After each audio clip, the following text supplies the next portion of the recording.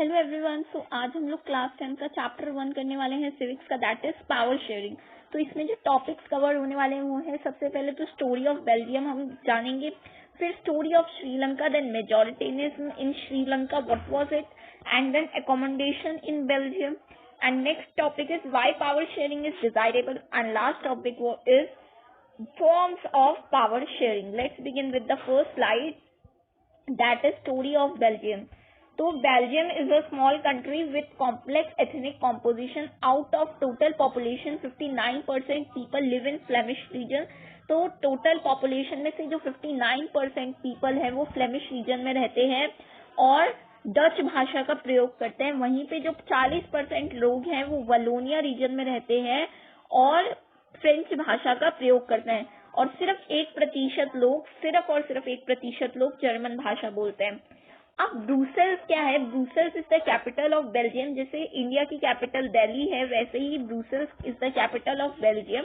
अब बेल्जियम में 80% French speakers है, ठीक है, और 20% are those who speak Dutch.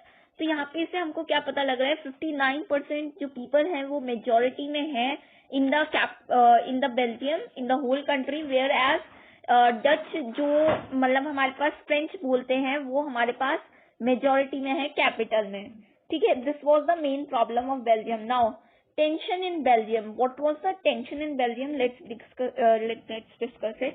So French community was relatively rich and powerful than Dutch community.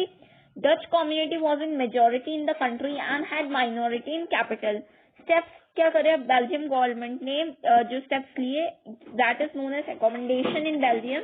तो सबसे पहले तो कॉन्स्टिट्यूशन ने प्रिस्क्राइब कर दिया that number of French and Dutch speaking minister shall be equal in the central government. Next special laws required, जो special laws होंगे उनको क्या चाहिए, दोनों ही कम्युनिटी की तरफ से अप्रूवल चाहिए, कोई एक कम्युनिटी पर्टिकुलरली लॉ नहीं बना सकती है।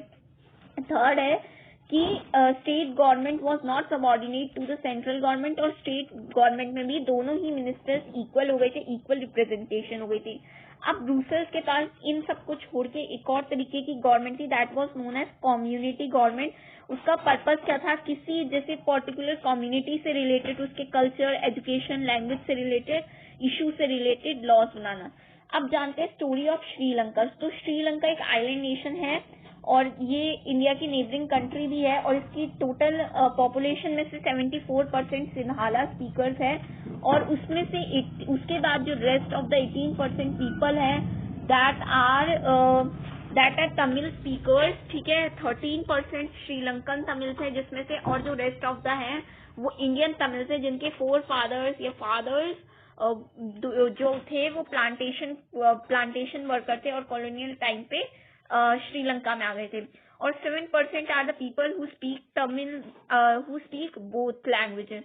जो 7% पीपल हैं वो both Sinhala and Tamil language का यूज करते हैं। Now majoritarianism in Sri Lanka, this was a major problem of Sri Lanka. तो मेजॉरिटेरियनिज्म क्या था, in 1956 an act was passed to recognize Sinhala as the only official language. Disregarding Tamil, the government followed and preferred those who speak in Sinhala and in government colleges and jobs.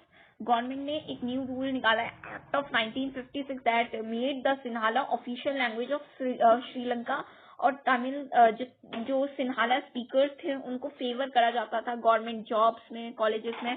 और एक new constitution stipulate हो गया था that state that Buddhism shall be protected and foster, ठीक है। तो यहाँ पे जो मैंने लाइन लिखी है, न्यू कॉन्स्टिट्यूशन स्टिपुलेटेड, तो ये वाला important. Now impact and reaction of Tamil, ये उतना आता नहीं है बट फिर भी लेट्स सी। तो तमिल ने, इनके अंदर एक एलिनेशन की फीलिंग इंक्रीज हो गई। गवर्नमेंट पार्टीज, उनको ऐसा लग रहा था गवर्नमेंट पार्टीज उनकी केयर नहीं करती गवर्नमेंट, और उनको ऐसा भी लगता था गवर्नमेंट जो इक्वालिटी का राइट है उसको भी डिनाई कर रही है। उन्होंने, उसका रिएक्शन क्या हुआ, फिर उन्होंने पार्टीज लॉन्च करी, स्ट्रगल करे, और उन्होंने एक अलग सी कंट्री की भी डिमांड करी नॉर्थ ईस्ट ऑफ श्रीलंका में, और सून सिविल वार स्टार्टेड, ठीक है। नेक्स्ट है रीजंस ऑफ पावर शेयरिंग। तो पावर शेयरिंग क्यों करनी चाहिए भाई, तो वो भी इसके भी बहुत अच्छे, मतलब ये वाला भी क्वेश्चन बहुत अच्छे आता है। तो इसके रीजंस है, पावर शेयरिंग रिड्यूस करता है कॉन्फ्लिक्ट, और कॉन्फ्लिक्ट कभी कभार क्या बहुत बार वॉयलेंस कर देते हैं, ठीक है। तो ये इंपॉर्टेंट पॉइंट है, यहाँ पे वॉयलेंस इसका कीवर्ड है। नेक्स्ट है power sharing is a good way to ensure stability, तो यहाँ पे इसका कीवर्ड स्टेबिलिटी है, यहाँ पे पॉलिटिकल स्टेबिलिटी रहती है। नेक्स्ट है हमारे पास power sharing is a very strict of democracy, तो यहाँ पे power sharing is a very strict of democracy, मैंने यहाँ पे वेरी लिख दिया, ठीक है। नेक्स्ट डेमोक्रेटिक रूल इनवॉल्व्स, यहाँ पे इन्वॉल्व था पावर शेयरिंग अफेक्टेड एक्सरसाइज, तो यहाँ पे एक लिमिट में हम लोगों को अपनी पावर्स को यूज करने का राइट होता है। नेक्स्ट है forms of power sharing, that is our last topic. तो फॉर्म्स ऑफ पावर शेयरिंग क्या, power is shared among different organs of government. देखो ऑर्गन्स माने तो लेजिस्लेचर, जुडिशरी, एग्जीक्यूटिव, इसमें इसको क्या कहते हैं, हॉरिजॉन्टल पावर शेयरिंग। नेक्स्ट होती है वर्टिकल पावर शेयरिंग, जिसमें हम लोग पावर जैसे हम लोग कहते हैं सेंट्रल गवर्नमेंट, स्टेट गवर्नमेंट, ऐसे में शेयर करते हैं, ठीक है, जैसे सेंट्रल, स्टेट, लोकल। फिर उसमें लोकल में भी हमारे पास क्या आ जाती है, लोकल में आ जाती है हमारे पास ग्राम पंचायत, ग्राम सभा।